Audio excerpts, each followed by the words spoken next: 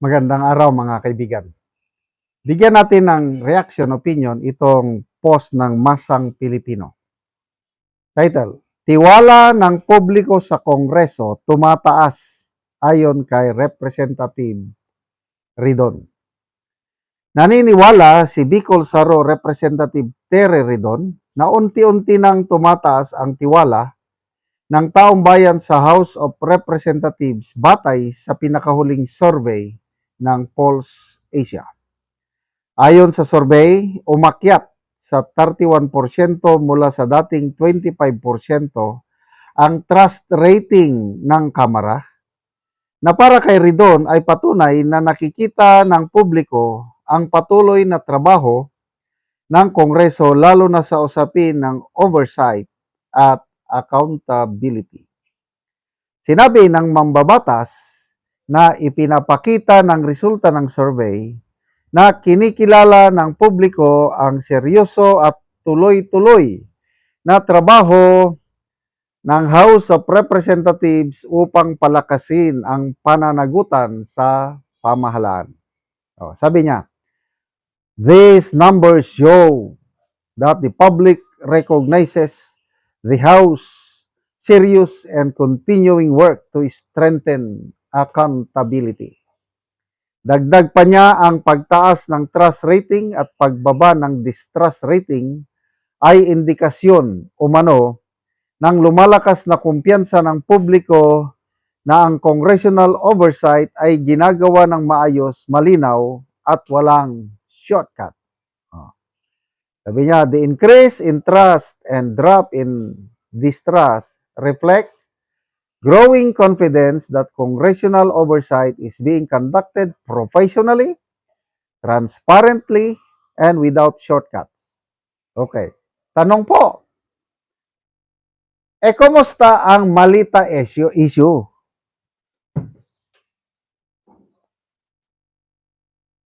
Inaamin ni Senator Lacson na for sure nagkaroon ng delivery ng mali-maleta. Ganon din si Ombudsman Boying Rimulya. Inamin niya na hindi lang itong Marcos Jr. administration nag-deliver ng mali-maleta, panahon din ni PRRD. So pag-aamin yan. So ano ngayon? Sinasabi niyong transparency, accountability? Nasaan? Inimbestigahan niyo ba? Di ba? Wala. Nasaan ang transparency, accountability? Ang pinapanagot ninyo, si VP Sara, magkano lang yung question? Yung my notice of disallowance sa confidential funds niya is only 73 million. Ang notice of disallowance, hindi yan findings of guilt. Ang COA lang ang makapagsasabi kung may katiwalian sa paggamit ng confidential funds. Hindi kayo sa Kongreso. Sinasabi niyong accountability, transparency, tumataas ang rating. Tingnan natin yung reaksyon ng taong bayan. Be? 33,000. Congressman Ridon, sana makita niyo ito. 33,000 ang nag-react. 28,000 ang tumatawa. 4,200 ang galit. 882 lang ang nag-like o naniniwala kay Congressman Ridon. So wala pang 1% ang naniniwala kay Ridon. So, sinasabi niya, basa tayo sa mga comments. Bombay dahil tumaas na ang butas sa ilong ni Ridon. Medyo masama na ito. Hindi ko nabasahin yung masamang salita against kay Ridon. Athan Natasa, the comedy boy you hired. Danny Andaya, perhaps in your wildest dreams and nightmares. Boy Matriano, congressman o comedian? Di ba parang kamukha niya si, ano ba yung nababasa ko? Mr. Bean or Koke? I don't know. Dodong Sijit, tell it to the Marines, Koke. Randy Barnas, two choices of life, repent or perish. Tama. Joven Di Guzman, magtitiwala kami kung ganyan din kayo kaingay pagdating sa flood control corruption. Oo nga, maingay lang kayo sa issue kay BP Sara. Bilyones o trilyones na nga in 3 years. Flood control, wala lang. Tahimik lang. Kaya, well, opinion niya yan. Tumataas ang ba't ako, wala. Yung pagtingin ko sa Kongreso, well, mayroon pa rin mga matitinong kongresista. Kailang kakaunti. Sino-sino? Mga matitino ha. Congressman Edgar Erese para sa akin. Congressman Toby Chanco.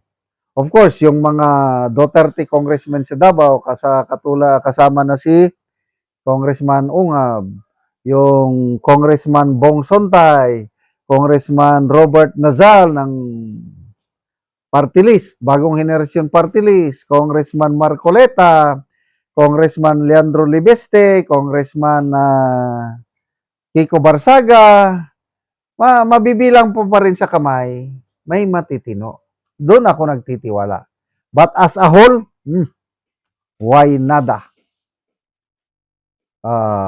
Kaya,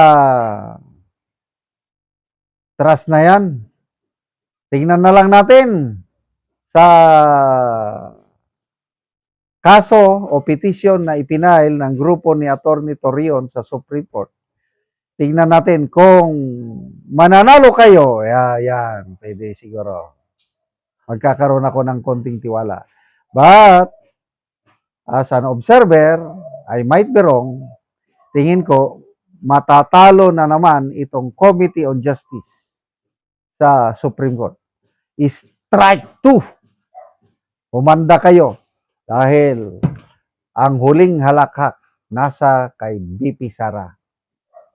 Congressman Ridon, Congressman Luistro, sino pa, iiyak na kayo pag desisyon ng Supreme Court. Salamat mga kaibigan sa inyong pagsubaybay sa ating channel.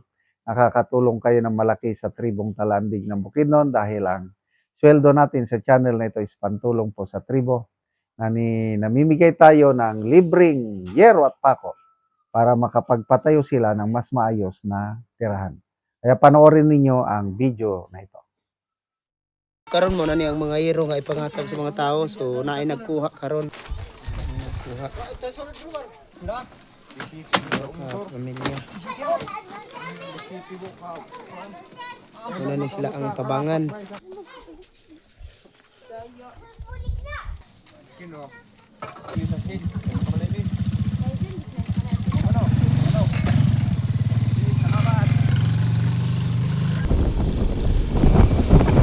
Karon abot na gyud ang gihatag na mga hero.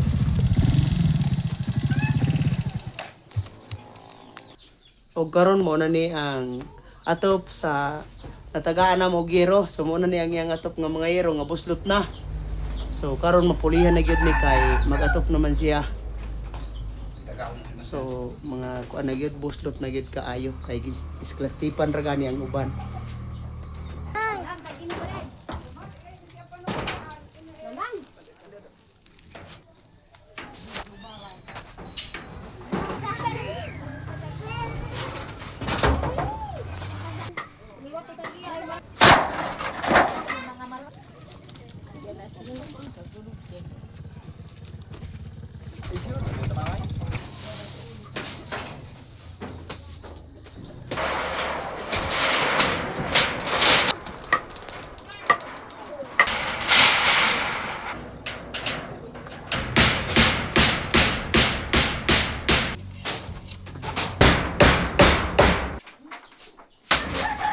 Og karon naman na gyud sa pag-atop ang among gihatag nga hero. So napulihan na gyud tong atop nga mga buslot na.